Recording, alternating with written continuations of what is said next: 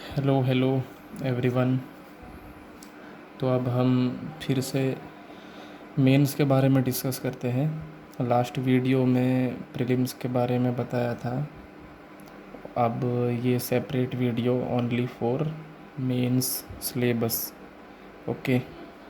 और किस तरीके से प्रिपेयर करना है उसके बारे में सेपरेट सेपरेट समझिए, एन्जॉय लेकर समझिए। एक बार में बर्डन उसेन बोल्ट तो बनना नहीं है। ओके। यहाँ पे चाहिए लंबी डेडिकेशन। हमेशा ये शब्द याद रखना, लंबी डेडिकेशन, लंबा टाइम, लंबा सफ़र, लंबी जॉब, बड़ी रिस्पॉन्सिबिलिटी। ओके।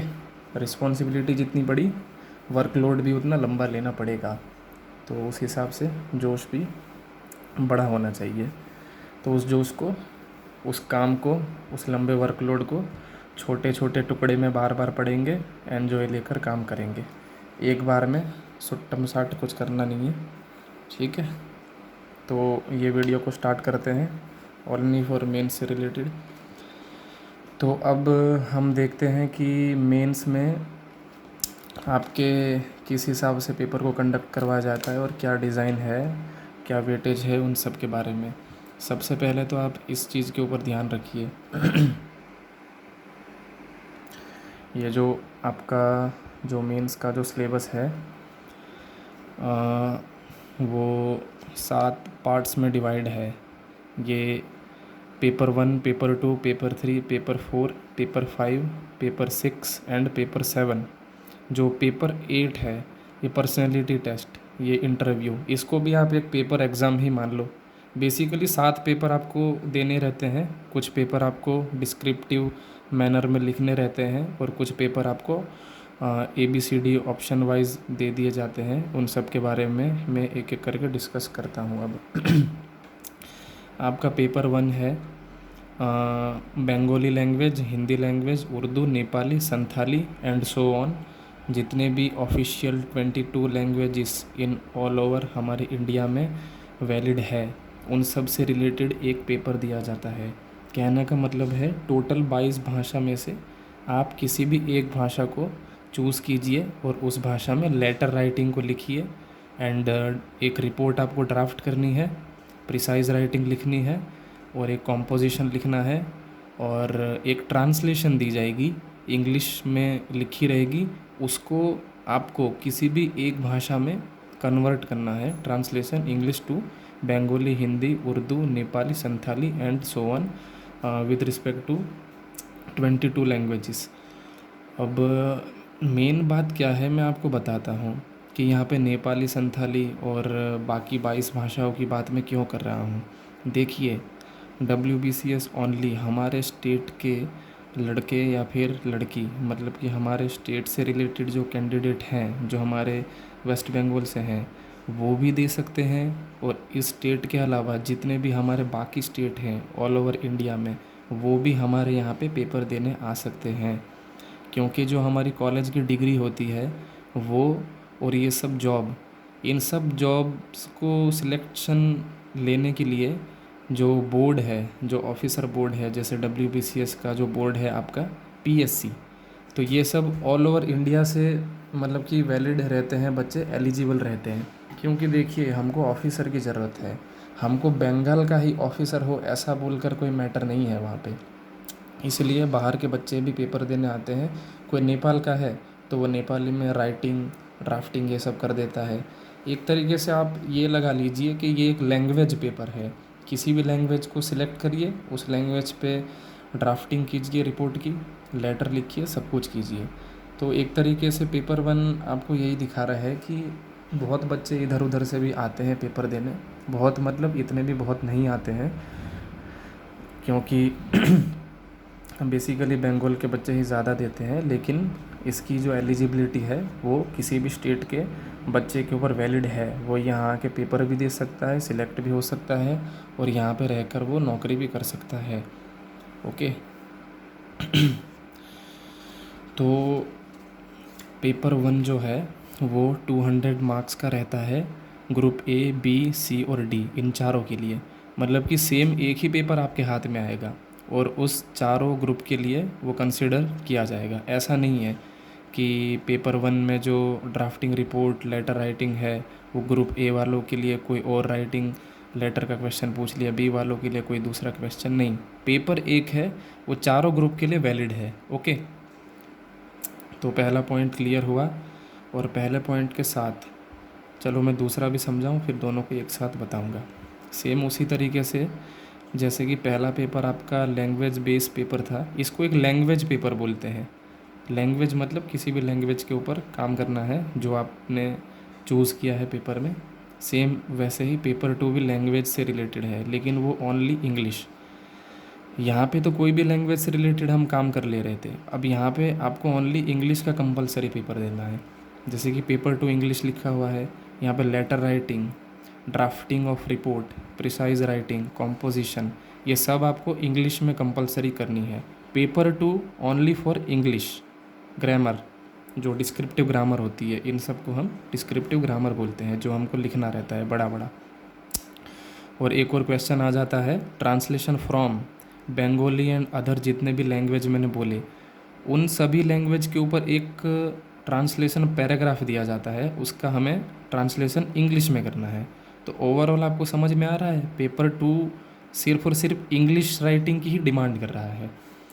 अब आप एग्जामिनर को बोलोगे कि मुझे बंगाली वाला क्वेश्चन पेपर दे दीजिए जिसमें पैराग्राफ बंगाली वाला है, मैं कहूँगा मुझे हिंदी वाला दे दीजिए, कोई कहेगा मुझे उर्दू वाला दे दीजिए, कोई कहेगा नेपाली वाला दे दीजिए। तो आपके क्वेश्चन पेपर में जो लास्ट क्वेश्चन जो रहेगा ना ट्रांसलेशन का, वो बंगाली एक पैराग्राफ लिखा रहेगा, उसको आपको इंग्लिश में कन्वर्ट करना है। उसी तरीके से ही बाकी जिस बच्चों ने जिस लैंग्वेज में मांगा है उस लैंग्वेज का एक क्वेश्चन रहेगा, लास्ट क्वेश्चन रहता है ट्रांसलेशन से रिलेटेड। ओके, तो ये आपको फॉर्म भरते समय सिलेक्ट नहीं करना है कि कौन सी लैंग्वेज में पेपर देना है, नहीं, ऐसा नहीं है। बस फॉर्म भरते हुए आपकी लैंग्वेज कौन सी है, मोड ऑफ पेपर पूछ लेंगे, इंग्लिश में देना चाहते हो या बंगाली में। लेकिन मुझे नहीं लगता है कि उन चीज़ों का कोई ख़ास फ़र्क पड़ेगा, क्योंकि प्रीलिम्स जो होता है वो इंग्लिश और बंगाली दोनों में लिखा रहता है।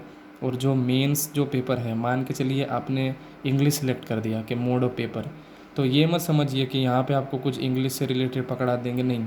ये मेंस एक अलग चीज़ है, वो फॉर्म भरते टाइम आपसे बस पूछ लिया जाता है, लेकिन उसका कोई ख़ास इम्पैक्ट आपके ऊपर नहीं पड़ेगा।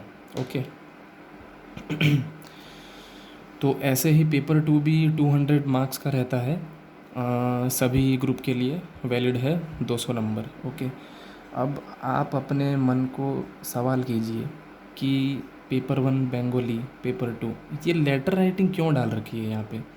जब आप ये सवाल करने लग जाओगे ना अपने मन में, वाई ऐसा क्यों हो रहा है, तो आप समझ लीजिएगा आपके अंदर एक धीरे धीरे एक लीडरशिप वाली एबिलिटी आना स्टार्ट हो गई है। हर एक चीज़ में आपको अपनी थिंकिंग एबिलिटी बढ़ानी है, वो क्यों हो रहा है, उसका आगे क्या बेनिफिट मिलेगा, ये चीज़ आपको पता होनी चाहिए।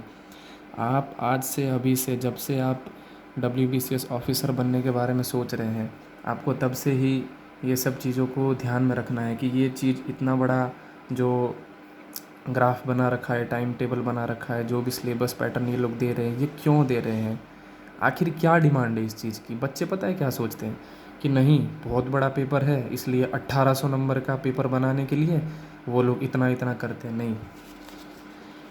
ये आपका फ्यूचर डिसाइड कर रही है।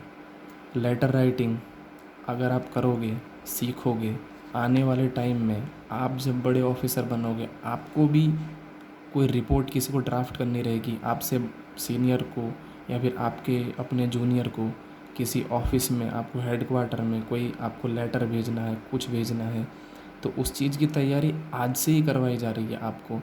वो मेंस के पेपर में ही देख लेते हैं कि ये बंदा अपनी थिंकिंग एबिलिटी को किस तरीके से एक रिपोर्ट के अंदर डिज़ाइन कर रहा है, किस मैनर में वो अपने नोटिस को डिस्क्राइब कर रहा है, सामने वाले को किस तरीके से वो कमांड दे रहा है। आपकी इस लेटर राइटिंग, आपके इस लिखने के ढंग से ही वो इस चीज़ को पता लगा लेता है। ओके, तो इसीलिए ये दोनों पेपर डिस्क्रिप्टिव मैनर में लिए जाते हैं। इन दोनों के ऊपर आपको कुछ ना कुछ पूछ देंगे कि एक एडिटोरियल लिखिए, एक नोटिस उसको जारी कीजिए। ऐसे ड्राफ्टिंग रिपोर्ट में पूछ लिया जाता है कि उसको लेटर लिखिए अपने से सीनियर को, जूनियर को, या फिर किसी करंट इशू से रिलेटेड कुछ पूछ लेते हैं कि इसके ऊपर कोई लेटर राइटिंग लिखिए, कोई प्रिसाइज राइटिंग लिखिए, कोई कॉम्पोजिशन लिखिए, ठीक है। तो ये आपके एक ऑफिसर मैनर को डिस्क्राइब कर रहा है। आप सोचने की कोशिश करिए, ये कोई कहने के लिए पेपर नहीं है कि इतने बड़े एग्ज़ाम को दिखाने के लिए इतने नंबर का पेपर लिया जा रहा है, नहीं। ये आपकी बॉडी लैंग्वेज बनाएगा, ये सारे पेपर आपकी बॉडी लैंग्वेज को डिसाइड करेगी, आपकी एक पर्सनैलिटी को डेवलप करेगा। आप ऑफिसर की तरह दिखने लग जाओगे, उस चीज़ की थिंकिंग एबिलिटी को जनरेट करेगा। इसलिए इन पेपर की प्रैक्टिस करनी पड़ती है। मतलब कि to the junior, to the senior letter लिखिए, फिर कोई नोटिस जारी कीजिए। मान के चलिए कोरोना से रिलेटेड, लॉकडाउन से रिलेटेड ही आपको कोई नोटिस, डिबेट कोई जारी करनी है, तो आप कितने कम वोकेबलरी को यूज़ करते हुए, कितनी कम लाइनों को यूज़ करते हुए ज़्यादा डिस्क्राइब करके दे सकते हो, वो चीज़ ही यहाँ पे देखी जाती है। इसलिए यहाँ पे स्ट्रिक्टली बोल दिया गया है कि with in 200 words, with in 150 words. कुछ बच्चे सोचते हैं कि 150 वर्ड से ज़्यादा लिखूँगा ज़्यादा नंबर मिलेंगे, कुछ सोचते हैं कि 200 वर्ड से ज़्यादा लिखूँगा तो ज़्यादा नंबर मिलेंगे। ऐसा कुछ नहीं होता। अगर आप इससे कम भी लिखोगे तो भी उतने ही नंबर मिलेंगे या फिर थोड़े कम मिलेंगे। और अगर आप या तो इन वर्ड्स के रेंज के अगर बाहर जाते हो तो आपके नंबर कट भी सकते हैं। ओवर स्मार्टनेस नहीं करनी है, वो इस चीज़ को ही देखना चाह रहे हैं, ठीक है। और कुछ बच्चे सोचते हैं कि नहीं, इतने बड़े सेगमेंट को पास करने के लिए हम ज़्यादा से ज़्यादा लिखेंगे, ये 200 वर्ड्स के नोटिस को फॉलो नहीं करेंगे, ज़्यादा लिखेंगे तो ज़्यादा देंगे, नहीं। वो इस चीज़ को नहीं देख रहे हैं। वो सिर्फ यही देखना चाह रहे हैं कि आप कितना मॉडरेट वे में, कितना कम भी ना लिखें और ना ही आप बहुत ज़्यादा लिखें, एक मीडियम रेंज में किसी नोटिस को भेज दें और ज़्यादा से ज़्यादा उसमें इन्फॉर्मेशन हो। मतलब कि कम बात, इन्फॉर्मेशन ज़्यादा, टू द पॉइंट वर्क करना है यहाँ पे। और आपको इम्पोर्टेंट टेक्निकल लैंग्वेज आप जितनी यूज़ करोगे उतना ही आपका इम्प्रेशन ज़्यादा बनेगा। वो सोचेंगे कि हाँ, ये बंदा है, कमांड देने लायक है ये बंदा, ठीक है। तो यहाँ पे बच्चे इस मार्क्स, इन बड़े बड़े डिजिट्स को देखकर ओवर स्मार्टनेस करते हैं। ये कुछ भी नहीं है, ये सब आपका पेपर डिसाइड नहीं कर रही है। पेपर आपकी, ये सब पेपरों में आप क्या लिख रहे हो, आपकी बॉडी लैंग्वेज आपके इस पेपर को डिसाइड करेगी। अगर आपकी बॉडी लैंग्वेज बहुत ज़्यादा अच्छी है, आपने कम भी लिखा है, तो भी आपको ज़्यादा नंबर मिल जाएंगे। कुछ बच्चे ऐसे हैं जो ज़्यादा लिख रहे हैं लेकिन उतना टेक्निकल वे में लिख नहीं पा रहे हैं, तो उनके नंबर उल्टे कट जा रहे हैं। तो बात समझ रहे हो मैं क्या कहना चाह रहा हूँ। आपको अपनी एक थिंकिंग एबिलिटी यहाँ पे दिखाने की कोशिश करनी है, ना कि मार्क्स उठाने की एबिलिटी को दिखाने की कोशिश करनी है। Okay, gate my point. तो सेम यही बात रही दूसरे पेपर में भी। तो पेपर 1 एंड पेपर 2 आपका रहेगा डिस्क्रिप्टिव मैनर में जो लिखना रहता है। अब आ जाता है आपका paper 3, paper 4, paper 5 and paper 6 and paper 7। Paper 3 to paper 6 जो है ये आपके MCQs बेस्ड क्वेश्चन आएंगे यहाँ पे। क्योंकि आप यहाँ देख सकते हो आपके जितने भी सब्जेक्ट जो है ना, हिस्ट्री, जियोग्राफी, पॉलिटी, इकोनॉमिक्स, इन सब से रिलेटेड आपको MCQs को चूज़ करना है। जैसे प्रीलिम में आपको ABCD में जो आपको सर्कल फिल करने रहते थे। तो कहने का मतलब है पेपर 1, 2 एंड पेपर 7 ये डिस्क्रिप्टिव हैं, ये आपको लिखने हैं। और पेपर 3 टू पेपर 6 ये जितने भी पेपर हैं ये आपके MCQs बेस में हैं। ओके, तो MCQs बेस के बारे में भी यही है कि थर्ड पेपर जो है वो आपका हिस्ट्री, नेशनल मूवमेंट। देख रहे हो यहाँ पर भी नेशनल मूवमेंट के ऊपर वेटेज ज़्यादा है। 15 से 20 क्वेश्चन, इवन 25 क्वेश्चन यहाँ से दे देते हैं। इसलिए मैं बार बार बोल रहा हूँ कि इस हिस्ट्री को और इस आंदोलन वाले पार्ट को बहुत बढ़िया से, बहुत ही ज़्यादा बढ़िया से कवर करें। Geography of India with special reference to West Bengal, देखा वेस्ट बंगाल स्टेट से भी आ जाएगा। मतलब कि ये हाई स्कोरिंग एरिया है, यहाँ जितने उठा सके आप उठा लीजिए। यहाँ पे आप अपनी बॉडी लैंग्वेज दिखाइए। तो यहाँ पर भी 200 नंबर का पेपर बनता है, सभी ग्रुप के लिए वैलिड है। तो इन सबको, history, geography, West Bengal geography, national movement, इन सबको मिक्स करके ही 200 नंबर का एक पेपर बना दिया जाता है। उसी तरीके से पेपर नंबर 4 ये जनरल स्टडीज़ 1 था, ये जनरल स्टडीज़ 2 है, ठीक है। इन सब्जेक्ट को जनरल स्टडीज़ बोलते हैं। अगर इन सब्जेक्ट्स के आप फैक्चुअल डेटा को पढ़ते हो कि कौन से डेट में क्या हुआ था, कौन से डेट में क्या हुआ था, जैसे कांस्टेबल के पेपर में स्ट्रेट एंड फॉरवर्ड क्वेश्चन पूछ लिए जाते हैं, उनको कहा जाता है सब्जेक्ट की जीके। मतलब कि वो तो आप जीके पढ़ रहे हो, और यहाँ पे आपको कंप्लीट सब्जेक्ट पढ़ना पड़ रहा है, तो उसको जीएस बोल दिया जाता है। मतलब कि जीएस और जीके में यही फ़र्क है। ओके, जीएस जो जीके है वो जीएस का छोटा पार्ट है, दिखने में बहुत बड़ा है लेकिन क्वेश्चन स्ट्रेट एंड फॉरवर्ड आते हैं वहाँ पे, और जीएस जो है वो एक बहुत बड़ा पार्ट माना जाता है। तो यहाँ पे पेपर 4 भी आपका science and scientific technological advancement, environment, general knowledge and current affair से रिलेटेड आ जाता है। तो इन सब को भी मिक्स आउट करके 200 नंबर के क्वेश्चन बना लिए जाते हैं चारों ग्रुप में। इसी तरीके से ही the constitution of India and Indian economy including role and function of Reserve Bank of India, मतलब कि पॉलिटी, इकोनॉमिक्स और आरबीआई के कुछ फंक्शन होते हैं, इन तीनों से रिलेटेड एक पेपर बना दिया जाता है 200 मार्क्स का, ये चारों ग्रुप में। और 6th पेपर है आपका arithmetic and test of reasoning. Arithmetic means Bengali में जिसको आप कहते हो बीजगणित, profit and loss, time and work, इन सब चीज़ों के जो क्वेश्चंस आते हैं वो यहाँ से पूछ लिए जाएंगे, और रीजनिंग के क्वेश्चन पूछ लिए जाएंगे। इन दोनों को मिला के 200 मार्क्स की एक वेटेज बनती है। तो इस तरीके से पेपर 6th हो गया, ये ABCD चारों ग्रुप में लिया जाता है। तो 3rd to 6th तक तो आपको मैंने बता दिया, MCQs बेस पेपर आएगा। अब आती है बात 7th पेपर की। ठीक है, अब ये आपका जो 7th पेपर है इसमें क्या लिखा है, 1 subject to be chosen, 2 papers of 200 marks each. मतलब कि ऑप्शनल सब्जेक्ट की एक लिस्ट दे दी जाएगी आपको, उसमें कम से कम 25-30 सब्जेक्ट रहते हैं, उसमें से जो भी आपका मन करे, जिसमें आप बहुत ही ज़्यादा परफेक्ट हो, आपका इंटरेस्ट जिसमें ज़्यादा है, जिसको आप डीपली समझ सकते हो, आपके माइंड की इंटेंसिटी उस सब्जेक्ट में बहुत ही गहरी है, आप उसी को चॉइस कीजिएगा। किसी की बात सुन के ये नहीं करना है कि अरे यार ये तेरे वाले ऑप्शनल सब्जेक्ट से ज़्यादा ये वाला ज़्यादा ईजी है, उस ये वाला ले ले।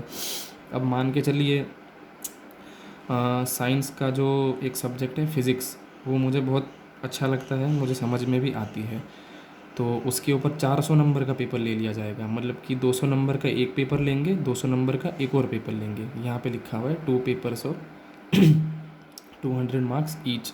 इसी तरीके से हिस्ट्री, पॉलिटी, इकोनॉमिक्स, बहुत सारे सब्जेक्ट दिए जाएंगे, उसमें से कोई भी एक सब्जेक्ट आपको चॉइस करना है। जब फॉर्म फिलिंग प्रोसेस रहेगा वहाँ पर पूछ लिया जाता है कि ऑप्शनल सब्जेक्ट आप क्या लेना चाहते हो।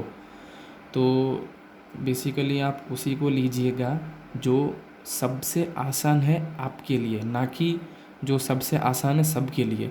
सबके लिए सब कुछ आसान नहीं होता, बहुत ऐसे सब्जेक्ट हैं जो पूरी सारे कैंडिडेट के लिए वो हार्ड हैं, और कुछ कैंडिडेट के लिए वो सब्जेक्ट इजी लगते हैं।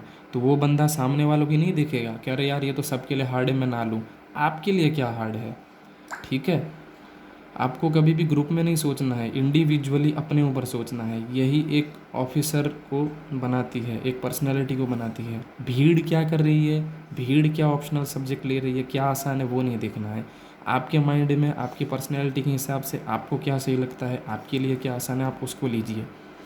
10 में से 9 बंदों को हिस्ट्री आसान लगती है, एक बंदा फ़िज़िक्स लेना चाहता है, जबकि फ़िज़िक्स बाकी उन 9 बंदों को हार्ड लगती है।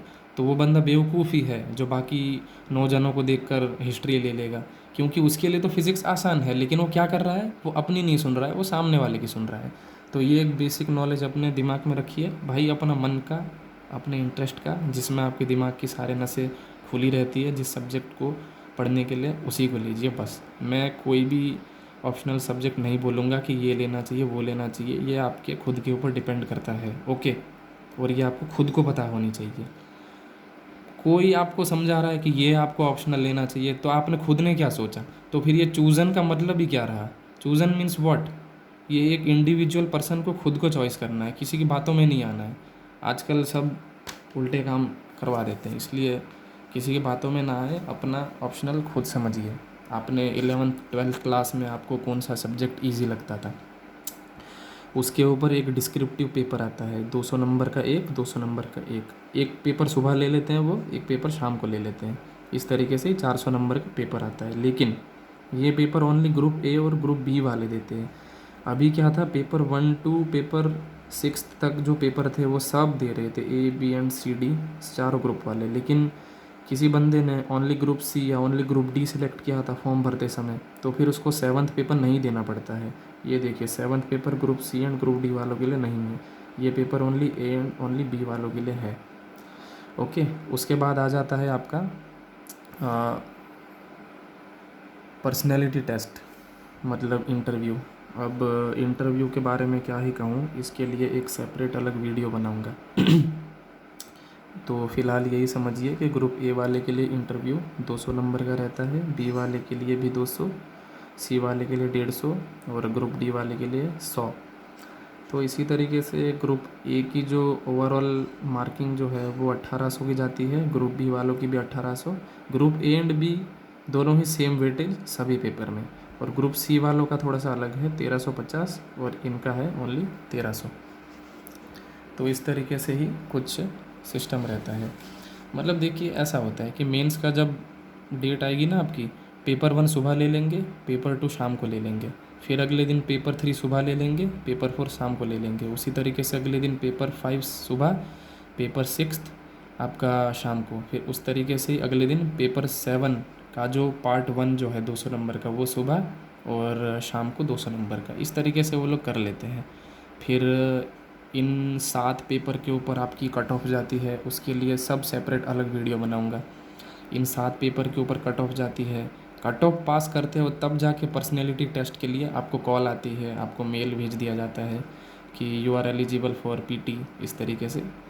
तब जाके फिर आप पर्सनैलिटी टेस्ट के लिए बैठते हो। फिर पर्सनैलिटी टेस्ट की भी कट ऑफ जाती है, 200 में से इनकी कुछ और जाती है, इनकी कुछ और जाती है, इनकी कुछ और जाती है, इनकी कुछ और जाती है।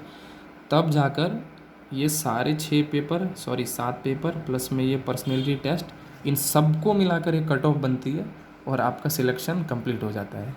ओके, और जो आपने प्रीलिम्स में जो कट ऑफ में से जो नंबर जो उठाए थे, मान के चलिए 200 में से 150 उठाए, वो यहाँ पे कंसीडर नहीं होंगे, ये बात याद रखिएगा। प्रीलिम्स तो बस एक मेंस में पहुँचने का गेट है, उसके नंबर यहाँ पे ऐड नहीं होते हैं बिल्कुल भी। वो तो एक रफ़ पेपर ले लिया आपसे, बस आप यही समझिए, एक ट्रेलर ले लिया आपका कि आप लायक हो भी या नहीं, ठीक है। तो उसके पेपर यहाँ पे जब फाइनल कट ऑफ बनती है ना, तो प्रीलिम्स का कोई भी जो आपने ऑब्टेनिंग मार्क्स है वो यहाँ पे ऐड नहीं किए जाते हैं, सिर्फ मेंस का ही ऐड किया जाता है। Okay, so over and out right now. अगली वीडियो में अगला सेशन बनाऊँगा।